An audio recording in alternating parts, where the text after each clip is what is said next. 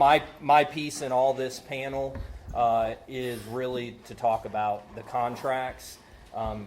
The easiest thing you can do is get a good contract. I know there's a lot of people that in the room that are also members of the Texas Association of Builders.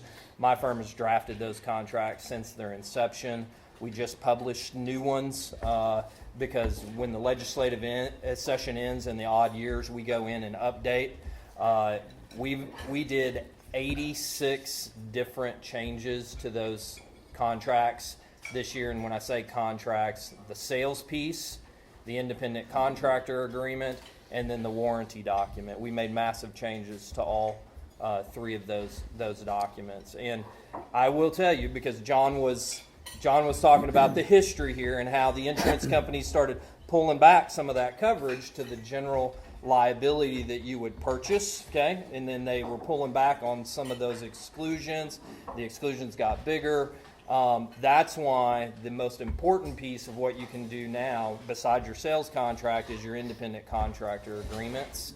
Those are huge, okay? Whenever there is a claim made, the very first question I'm going to ask you sitting across the table is, do you have insured subs? And let me see your independent contractor agreements. Because how we can do that now to avoid the tightening up of the insurance market and what is covered and what's not is to push that off on subcontractors, because most people in this room don't have employees going out and doing the work. Okay, what you have is subcontractors doing that work, and they better be insured, because your insurance company is going to turn to you and say, let me see the independent contractor agreements. Okay, and those independent contractor agreements are so much easier to trigger the insurance if you have the right provisions in it. And I'm not talking about just price and scope of work. That's not what we're talking about.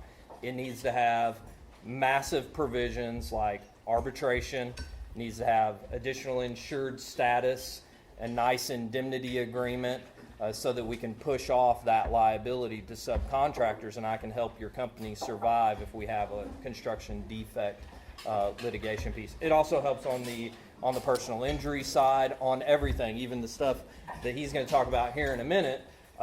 It helps on all that if you have a good independent contractor agreement.